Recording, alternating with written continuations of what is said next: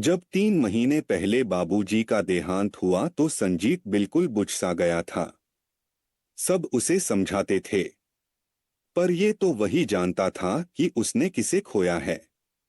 वह पढ़ते पढ़ते कहीं भी अटक जाता था तो उसे बाबूजी की याद आती थी।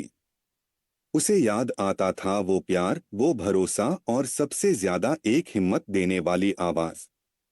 अब तो उसकी हिम्मत ही टूट गई थी। खासकर बाबूजी गणित के सवालों को तो ऐसे हल कराते थे मानो चावल दाल खाने की बात हो। इधर सवाल आया नहीं, उधर उसका हल तैयार होता था। अब तो सवालों को देखकर ही डर लगता है। चाचा जी, गोपी सर, माँ सभी उसे समझा समझा कर हार गए थे। पर संजीत की हालत सुधर ही नहीं रही थी। पूरे 1 महीने 17 दिन बाद बोर्ड की परीक्षा थी और दूर दूर तक उसके सुधरने के आसार नजर ही नहीं आ रहे थे। उस रात भी संजीत सवालों से जूझ रहा था, लेकिन उसे कुछ समझ में नहीं आ रहा था। 4 सवाल थे, लेकिन उससे एक भी हल नहीं हो पा रहा था। 11:30 बज गए थे। घर के बाकी लोग खा पीकर सो गए थे। बगल के कमरे में माँ भी सो रही थी। उसने जाकर माँ से कहा, माँ, पढ़ने का बिल्कुल भी मन नहीं कर रहा है। माँ ने प्यार से उसके चेहरे को सहलाते हुए कहा, कोई बात नहीं बेटा, मन नहीं कर रहा है तो जाकर सो जा, कल पढ़ लेना। जब संजीत अपने कमरे में लौटकर आया तो वह सोना चाहता था, मगर उसे ऐसा भी लग रहा था कि बोर्ड की परीक्षा सिर पर आ गई है और उसे पढ़ना चाहिए। इसी उहापोह में वह टेबल पर सिर टिका कर सो गया।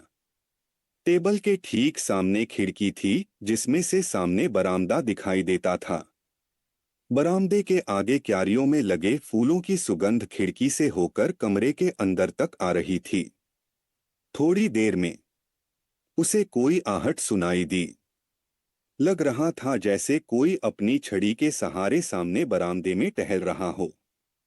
संजीत की आंख खुल गई। उसने दरवाजा खोला और सामने बरामदे में निकल आया।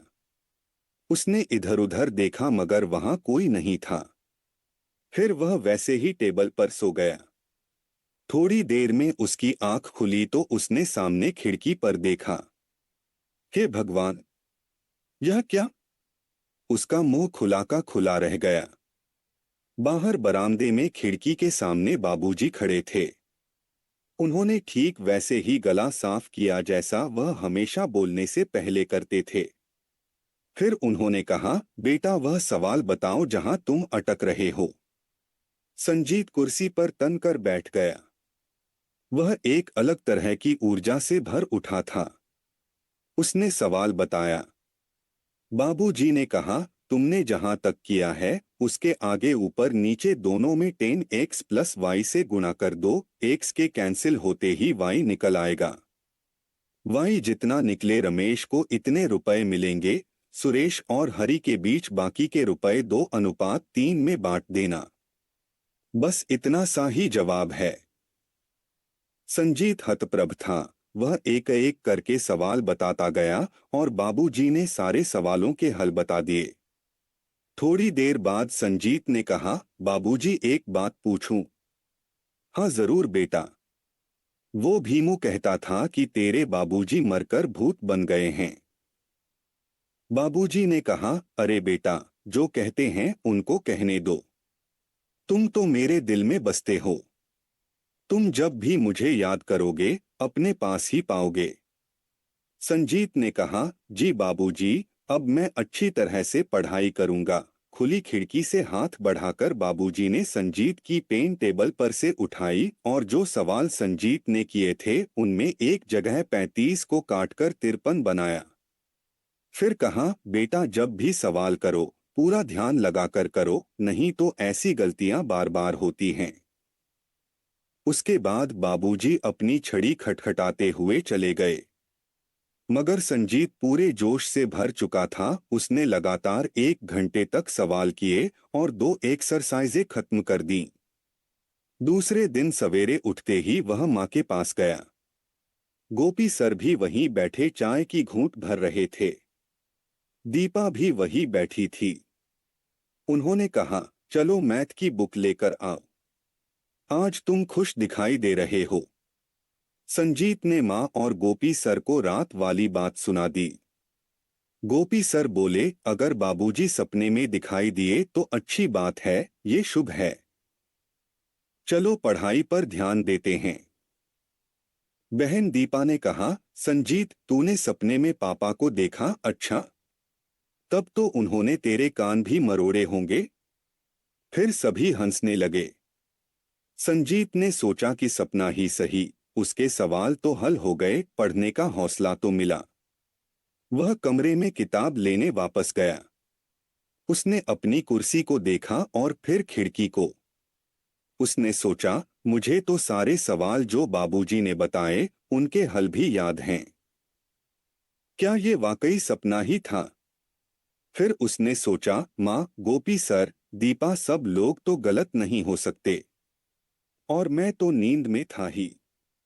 जरूर मैं बाबूजी के बारे में ज्यादा सोच रहा था, इसलिए सपना आया होगा। गोपी सर से उसने वो चारों सवाल किताब में दिखाए जिनके उत्तर बाबूजी ने उसे सपने में बताए थे। गोपी सर ने कहा, मुझे करके दिखाओ तो जानूं। संजीत ने धड़ाधड़ चारों सवाल कर दिए और वो भी बिल्कुल सही। गोपी सर भी चौंक गए। उन्होंने हंसते हुए कहा, सपने में आने वाले टीचर तो हम लोगों को बेरोजगार बना देंगे। मगर संजीत को अचानक कुछ याद आया। उसने गोपी सर के हाथों से कॉपी ले ली और 2-3 पन्ने पीछे उलटकर गौर से देखने लगा। एक जगह जाकर उसकी नजरें टिक गईं। वहां 35 को काटकर 53 लिखा हुआ था। राइटिंग भी उसकी नहीं, बाबूजी की थी। उसकी आंखें फैल गईं। गोपी सर ने पूछा, क्या हुआ संजीत? संजीत कुछ नहीं बोल पाया। उसके मुंह से बस इतना ही निकला, सर, सवालों को हल करते हुए जरा सावधानी बरतनी चाहिए, नहीं तो छोटी गलतियां हो जाती हैं। दोस्तों, अगर कहानी पसंद आई तो लाइक करना और हाँ, चैनल को सब्सक्राइब करना मत भूलना। तभी तो मैं ला पाऊंगा मजेदार कहानियां रोज।